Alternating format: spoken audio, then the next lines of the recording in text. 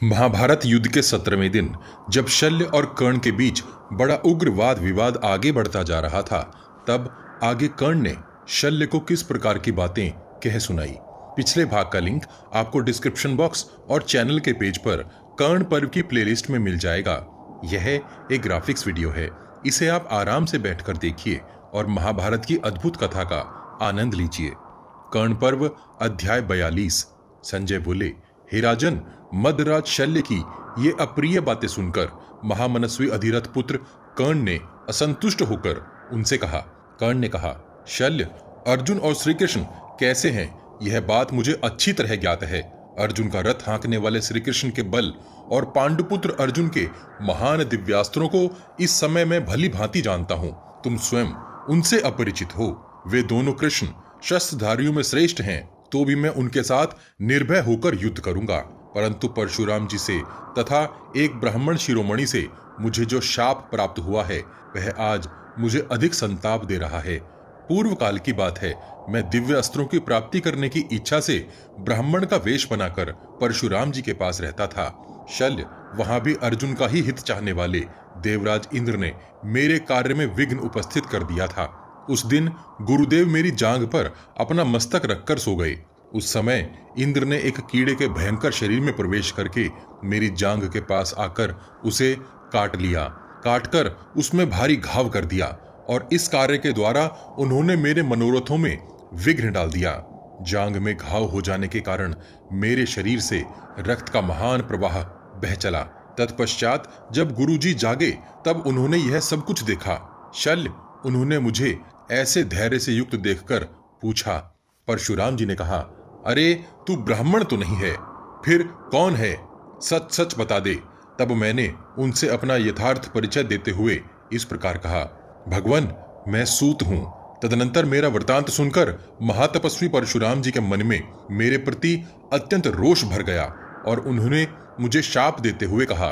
परशुराम जी ने कहा, सूत, तूने छल करके यह ब्रह्मास्त्र प्राप्त किया है, इसलिए काम पड़ने पर तेरा यह अस्त्र तुझे याद न आएगा। तेरी मृत्यु के समय को छोड़कर अन्य अवसरों पर ही यह अस्त्र तेरे काम आ सकता है, क्योंकि ब्राह्मणेतर मनुष्य में यह ब्रह्मास्त्र सदा स्थिर नहीं रह सकता। वह अस्त्र आज इस अत्यंत भयंकर तुमुल संग्राम में पर्याप्त काम दे सकता है। शल्य, वीरों को आकृष्ट करने वाला, सर्वसंहारक और अत्यंत भयंकर जो यह संग्राम भरतवंशी क्षत्रियों में आ पड़ा है, वह क्षत्रिय जाति के प्रधान वीरों को निश्चित ही संतप्त करेगा, ऐसा मेरा विश्वास है। शल्य, आज मैं युद्ध में भयंकर धनुष धारण करने वाले सर्वश्रेष्ठ, वेगवान, भयंकर, असह्य पराक्रमी और सत्य प्रतिज्ञ पांडुपुत्र अर्जुन को मृत्यु के मुख में भेज दूंगा।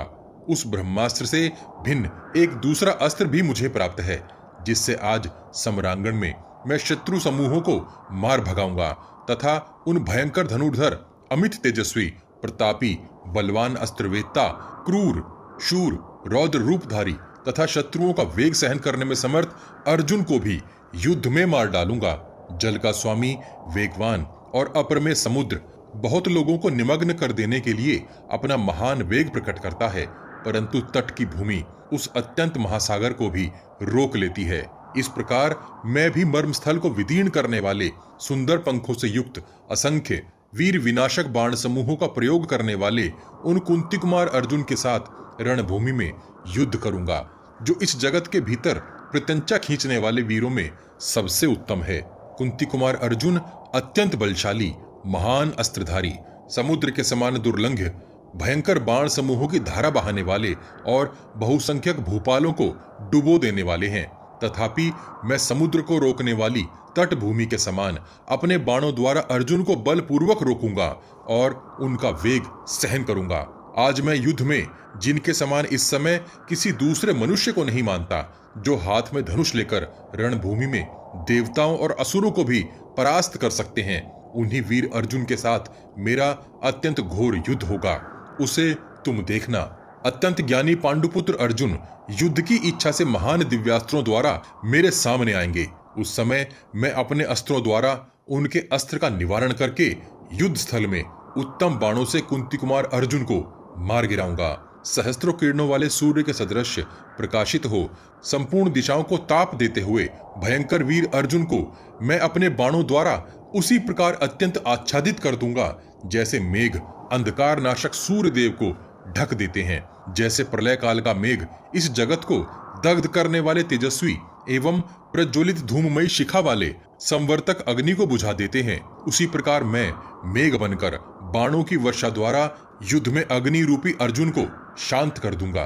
तीखे दाढ़ों वाले विषधर सर्प के समान दुर्धुष अपरमेय अग्नि के समान प्रभावशाली तथा क्रोध से प्रज्वलित अपने महान शत्रु कुंती पुत्र अर्जुन को मैं भल्लों द्वारा शांत कर दूंगा। वृक्षों को तोड़ उखाड़ देने वाली वायु के समान प्रमथनशील बलवान प्रहार कुशल तोड़ फोड़ करने वाले तथा अमर्षशील क्रुद्ध अर्जुन का वेग आज मैं युद्ध स्थल में हिमालय पर्वत के समान अचल रहकर सहन करूंगा। रथ के मार्गों पर विचरने में कुशल शक्तिशाली सम्रांगण में सदा महान भार वहन करने वाले संसार के समस्त धनुर्धरों में श्रेष्ठ प्रमुख वीर अर्जुन का आज युद्ध स्थल में डटकर सामना करूंगा। युद्ध में जिनके समान धनुर्धर मैं दूसरे किसी मनुष्य को नहीं मानता, जिन्होंने इस सारी पृथ्वी पर विजय पाई है, आज सम्रांगण में उन्हीं से भिड़कर मैं बलपूर्वक युद्ध करूंगा। जिन सव्यसाची अर्जुन ने खांडव वन में देवताओं सहित समस्त प्राणियों को जीत लिया था, उनके साथ मेरे सिवा दूसरा कौन मनुष्य जो अपने जीवन की रक्षा करना चाहता हो युद्ध की इच्छा करेगा। श्वेत वाहन अर्जुन मानी अस्त्रवेत्ता सिद्धहस्त दिव्यास्त्रों के ज्ञाता और शत्रुओं को मत डालने वाले हैं। आज मैं अपने पैने बाणों द्वारा उन्हीं अतिरथी वीर अर्जुन का मस्तक धड़ से काट लूंगा। शल्य मैं रणभूमि में मृत्यु अथवा विजय को सामने रखकर इन धनंजय के साथ युद्ध करूंगा। मेरे सिवा दूसरा कोई मनुष्य ऐसा नहीं है जो इंद्र के समान पराक्रमी पांडुपुत्र अर्जुन के साथ एकमात्र रथ के द्वारा युद्ध कर सके। मैं इस युद्ध स्थल में क्षत्रियों के समाज में बड़े हर्ष और उल्लास के साथ पांडुपुत्र अर्जुन के उत्साह का वर्णन कर सकता हूं। तुम्हारे मन में तो मूढ़ता भरी हुई है, तुम मूर्ख हो। फिर तुमने मुझसे अर्जुन के पुरुषार्थ का हठपूर्वक वर्णन क्यों किया था? जो अप्रिय निष्ठुर शुद्र हृदय और क्षमा शून्य मनुष्य क्षमाशील पुरुषों की निंदा करता है, ऐसे 100 मनुष्यों का मैं वध कर सकता हूं, परंतु काल योग से क्षमा भाव द्वारा मैं यह सब कुछ सह लेता हूं। ओ पापी मूर्ख के समान तुमने पांडुपुत्र अर्जुन के लिए मेरा तिरस्कार करते हुए मेरे प्रति अप्रिय वचन सुनाए हैं। मेरे प्रति सरलता का व्यवहार करना तुम्हारे लिए उचित था, परंतु तुम्हारी बुद्धि में कुटिलता भरी हुई है, अतः तुम मित्रद्रोही होने के कारण अपने पाप से ही मारे गए। किसी के साथ 7 पग चल देने मात्र से ही मैत्री संपन्न हो जाती है, किंतु तुम्हारे मन में उस मैत्री का उदय नहीं हुआ। यह बड़ा भयंकर समय आ रहा है। राजा दुर्योधन रणभूमि में आ पहुंचा है। मैं उसके मनोरथ की सिद्धि चाहता हूं, किंतु तुम्हारा मन उधर लगा हुआ है, जिससे उसके कार्य की सिद्धि होने की कोई संभावना नहीं है। मिद नंद क्री त्रा मी अथवा मुद धातुओं से निपातन द्वारा मित्र शब्द की सिद्धि होती है। मैं तुझसे सत्य कहता हूं, इन सभी धातुओं का पूरा पूरा अर्थ मुझ में उपस्थित है। राजा दुर्योधन इन सब बातों को अच्छी तरह जानते हैं। शद शास शौ श्रय श्वस अथवा शद तथा नाना प्रकार के उपसर्गों से युक्त सूद धातु से भी शत्रु शब्द की सिद्धि होती है।